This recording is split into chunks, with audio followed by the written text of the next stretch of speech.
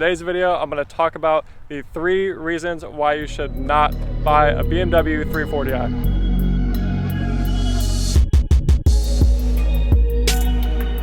So let's get into the first reason why you should not buy a BMW 340i, and that is you'll inevitably get the mod bug. Typically, just from my experience, people that are in the market for BMWs are more in it for the performance aspect. I feel like that really resonates with the BMW brand, is that it's definitely a luxury car, but it's also a great balance of sportiness as well, as opposed to, like Mercedes, which is more on the luxury side. And so with performance, comes some modification, especially for the 3 Series that are M cars. They definitely require some modification if you're going for more of a performance type build. These cars right off the lot are more geared towards your average consumer, and you're just like your daily driver that's gonna take this and commute.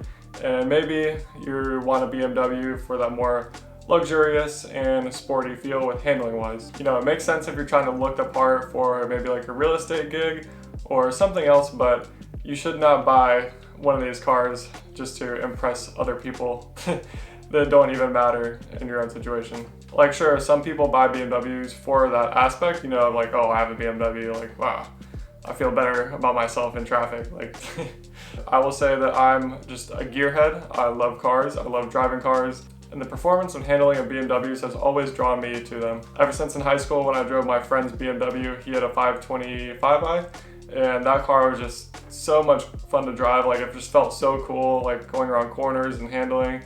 Had hydraulic steering too at the time, so it just felt like a really solid car. Ever since then, I always wanted one, and here I am now. You can watch one of my recent videos I just made, and that is how much I've spent on modifying my BMW. It is quite a pretty penny. So that's what happens, I had a 328. I did some, basic modifications because I didn't spend a lot on that car. It's a lower base model of a car for BMW 3 Series, and I didn't really feel comfortable putting in a lot of heavier price point mods into that car. So with this 340 being the top of the line 3 Series besides an M car, strongest engine, the most power, and so this car I really felt more comfortable in putting in some heavier modifications that cost more, because I knew I would have this car longer term and I would enjoy it more. I also just think it's really fun personalizing a car and making it your own. And also I love taking pictures and content of my car, and why not make it look your own, personalize it how you want it. Also, it depends on what kind of mods you do. If you're someone that really cares about quality, then every mod you do is probably going to be a lot more expensive. And do it right the first time or do it twice. That's what they say. But like for my build, for instance, I went with H&R Sports Springs. Okay, those are $200 something, and I could have spent $2 to $3 grand on a set of coilovers. That's just an example of different mods that you can do. And also wheels, you can buy a set of $2,000 wheels, or you can buy a set of $10,000 to $15,000 wheels, so it all depends. But don't say I didn't warn you if you buy a BMW 340i that you won't mod it, because more than likely you probably will. So just consider that when you're buying a car like this. Maybe plan out your build more so before you actually pull the trigger and buy the car, just so you know what you're getting yourself into and you don't stretch yourself thin. But of course, you should never ever do that when playing around with cars, because these assets don't make you any money. At least in the short term. Maybe if you're making content around it, maybe eventually, but that takes years to build up. Ask me how I know.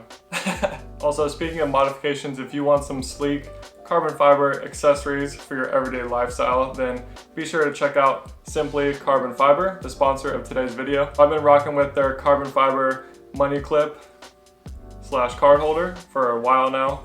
So the wallet holds 4 credit cards and cash on the back. I've never had cash fall out of this money clip. It's super sturdy and it works great. I've also had their phone case on my phone for a while now too, and I love this case. It's real carbon fiber on the back. It looks super sleek, and then also has grips on the side for better handling, and then raised edges all around, so it protects your screen and your camera lenses as well. So make sure you stock up on some carbon fiber accessories for the holiday season, or maybe tell your significant others where they can find you some gifts, because right now they're actually having a holiday sale and it's 30% off on their website. So be sure to check it out. Click the link down below to check out some of their accessories. So now let's talk about the number 2 reason why you shouldn't buy a 340, and that would be the sad truth of the handling. So sure, you do get a beast of an inline 6 single turbo engine, but you know, the handling's not really on par. I'm gonna go through some twisties and I'll kind of show you guys what I mean.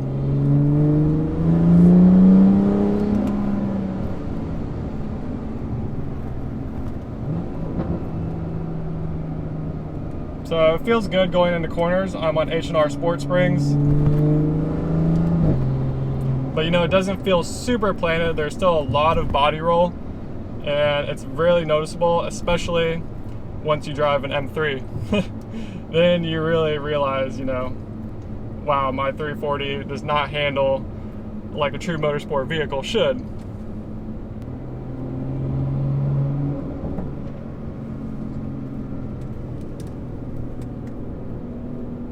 Just a lot of body roll. Obviously, you know, there are modifications that you can do to mitigate that, but still, right out of the box,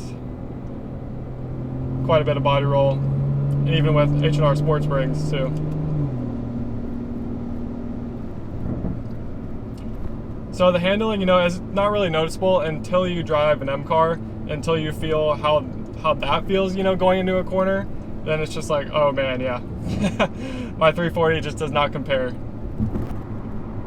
The M3 just feels way more planted going to corners, and you feel way more confident.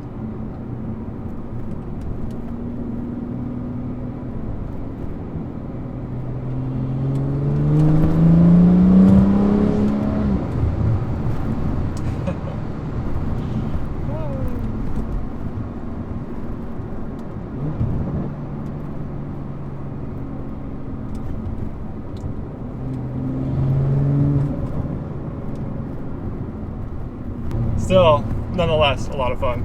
340 being a 2016 variant 3 Series is that they did update the suspension, so you know it's a little better than the previous F30 models.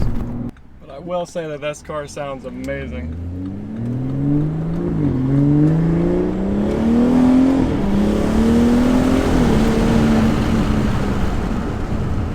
So as you just saw me driving my 340i, that, you know, since it's made for the overall consumer, you know, it's a cheaper car, you know, it doesn't come with all these bells and whistles suspension-wise to, you know, take it right on the track, even though you can, but, you know, for it to be more of a track-focused car, you really have to do some modifications to the suspension, and then that also sacrifices comfort. But if you are looking for a 340i that handles better, make sure you look for packages like the Adaptive M suspension, and then also the track and handling package as well.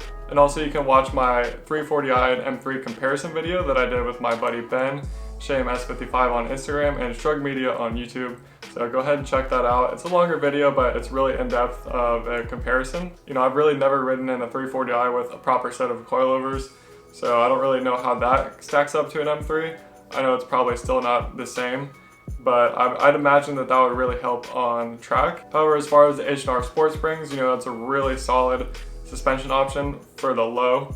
So yeah, especially if you can DIY install it yourself, it's a really cheap way to have your 340 a little bit more planted feel and more confidence going into those corners. And also it looks better lowered. So on to the third reason why you should not buy a BMW 340i, and that is if you want to stand out, this car is probably not for you. So you know, as we've seen in previous years, the BMW 3 Series has proven it is the undisputed king of the compact executive class, but it's also interesting to see how big of a street presence that these cars have.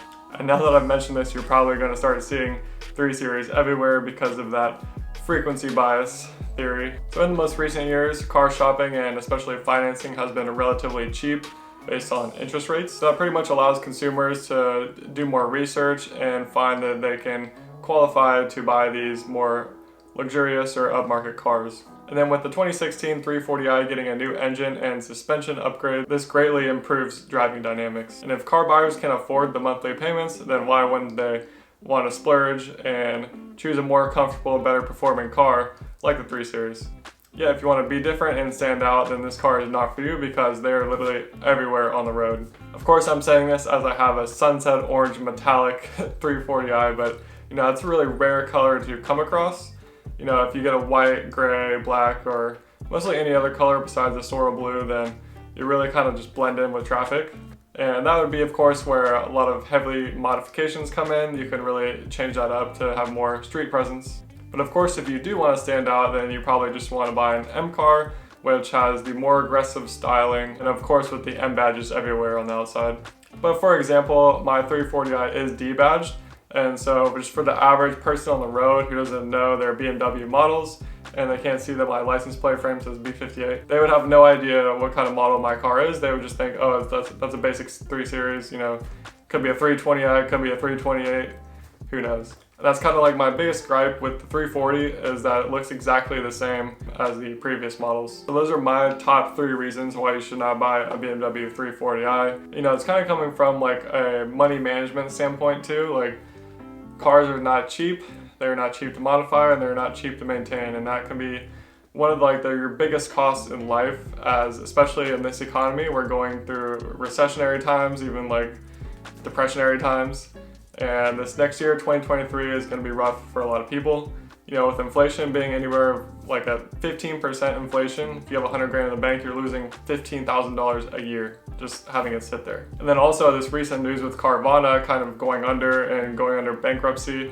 If that company falls apart, they're going to unleash a flood of inventory on the market, and that is going to really drive down used car prices. So be wary going into 2023 if you're looking to buy a new car, and especially a BMW 340i. You know, these are times where we really need to focus on making money, having multiple sources of income, saving, and especially investing. However, overall, these cars are amazing cars. You know, for the money, you get such an awesome powertrain and driving dynamics. It's just my preferred car for sure for the money. You know, I think at the end of the day, the 340i and BMW 3 Series is one of the best looking sedans on the market for under $40,000. And that is why they're just everywhere on the road too. And they are pretty reliable for the most part, despite popular opinion. So yeah, that's pretty much gonna sum up this video. If you can think of any other reasons why you should not buy a 340i, or maybe why you should buy a 340i, make sure you comment down below. Let me and the others know in the community. Thank you for watching. Make sure you smash that like button, hit subscribe to stay tuned for future content, as we'll keep the videos coming, and I'll catch you on the next one. Peace.